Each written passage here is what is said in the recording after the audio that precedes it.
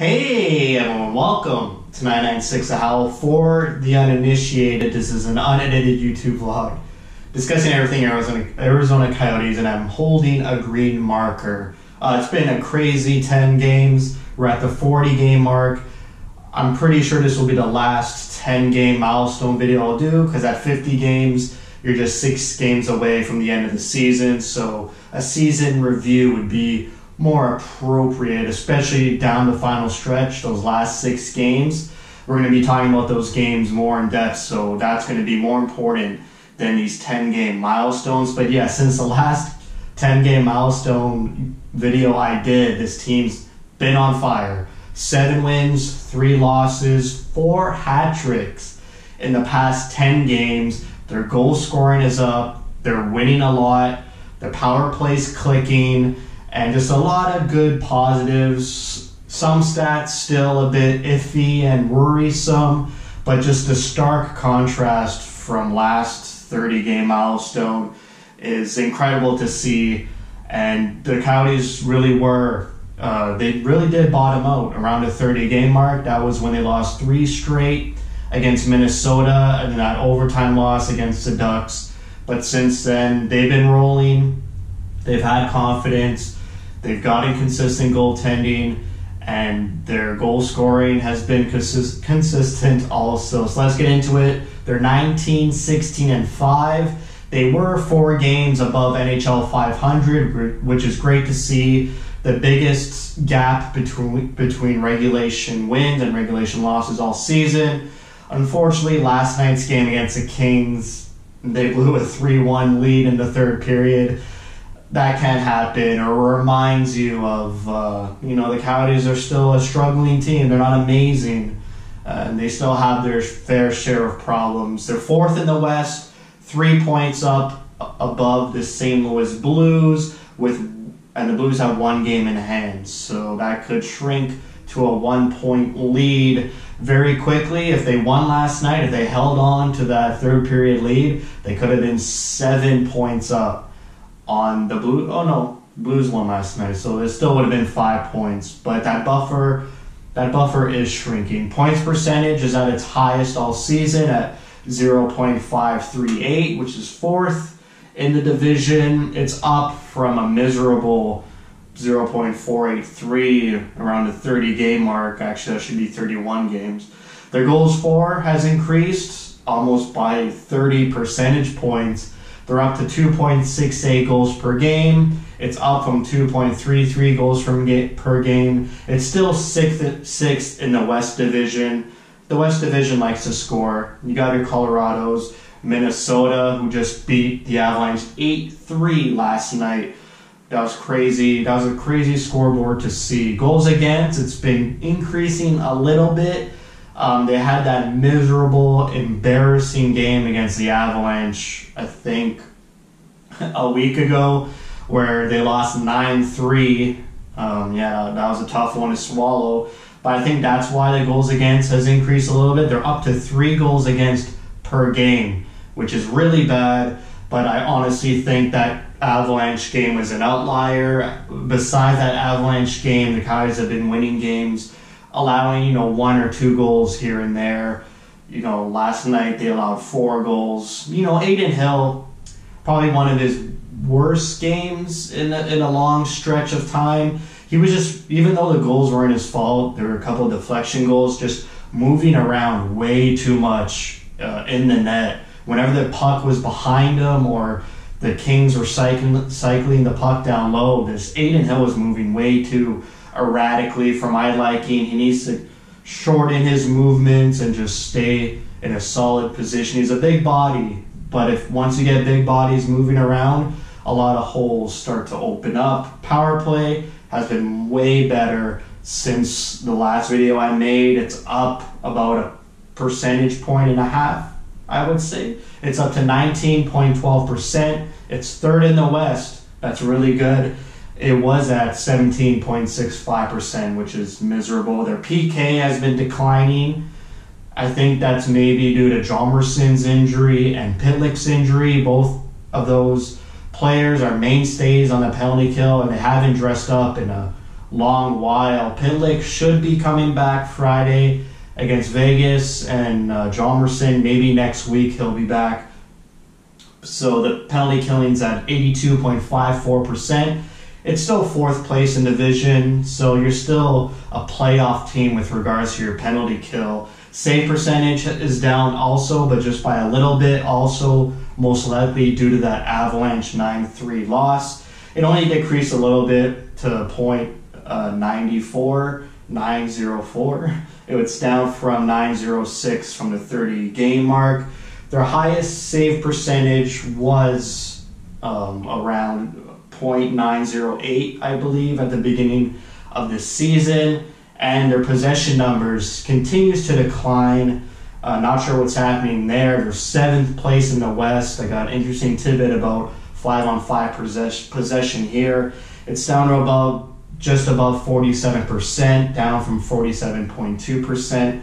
So the last place team in terms of 5-on-5 percentage is the Minnesota Wild. And then you say, well, the Minnesota Wild are a great team and they have lower possession numbers than the Coyotes, so maybe this metric isn't very telling about the Coyotes. But the Minnesota Wild, even though they don't possess the puck a lot 5-on-5, they execute and they convert way more than the Coyotes do. The Minnesota Wild's expected goals for 5-on-5 is 45, whereas the Coyotes is 31 goals. And their high danger chances for is 58% for the Minnesota Wild and only 40% for the Coyotes. So even though the Coyotes possess the puck more than the Wild, albeit a little bit, they don't generate high danger chances and they don't generate good enough chances to increase their expected goals for. Whereas the Wild, they have the puck for a short amount of time, but they put it in the net or they generate a high scoring chance right away, which makes sense because the Coyotes struggle at creating high danger opportunities and also struggle to possess the puck a lot in the offensive zone. So I got to get, more deep into the possession numbers and what possession numbers really mean and what teams are doing with their possessions. So overall, way better than their 30-game mark. I believe they were one game below 500 at that time, but now they're 3 games above 500. They're in a playoff spot. You got 16 games left. It's going to be a fun, stretch of games to close out the season. Their next 4 games are against really tough competitive opponents. You got 2 games against Vegas and then a game against Colorado, which is a back-to-back from Sunday's game against Vegas. So the Coyotes face Vegas Sunday night and then the Avalanche Monday night. So that's a brutal back-to-back. And we still don't have Kemper or Ronta healthy and starting games. So either Hill's going to get shelled for back-to-back games or Prosvetov gets thrown into the fire against top NHL teams. And then on Wednesday, they face the Minnesota Wild before closing out their 9-game road trip against the St. Louis Blues, I believe either Friday or Saturday night next week. Looking at the players, you got to give it to the Coyotes. They're a healthy team on their forward position. Obviously, their goaltending injuries are brutal, but they're hanging in there, and they're not feeling sorry for themselves. And Adin Hill has really stepped up and has shown the league that he could be an NHL starter. So that will lead to some questions with regards to the Seattle Kraken expansion draft. Who are the Coyotes going to protect? Who knows? So let's stick with the forwards and a couple of D-men here. Garland leads the team with 30 points, 10 goals, 20 assists. He's played 39 games. He's only missed 1 game. The rest of these forwards and Chychrun have played all 40 games. Kessel right behind him with the team leading 15 goals, 14 assists, 29 points. Kessel, he's having a season that we all expected him to have last season. He's feeling healthy. He's confident with the puck. He's making plays. That pass to Chychrun last night, which led to Larson's goal, very great pass, really good secondary assist. Talking about Jacob Chychrun, he's got 12 goals, 17 assists, 29 points. I believe he's 1 goal back from the NHL lead for defensemen and goals. it seems like for the past 10 games, whenever Chychrun gets the puck in the offensive zone, he's going to create a scoring chance either by him scoring or a deflection in front of the net or a scramble in front of the net leading to a goal. You saw that last night when he assisted on Krause's goal and Larsson's goal with that beautiful tip-in. He also had a hat trick on Sunday against the Anaheim Ducks, his first career hat trick. You rarely see defensemen getting hat tricks, so that was great to see.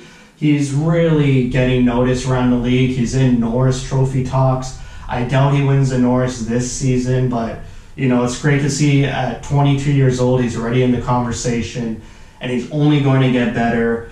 And if the Coyotes can make a push, maybe make a conversation for third place, you maybe see Chychrun winning the Norris.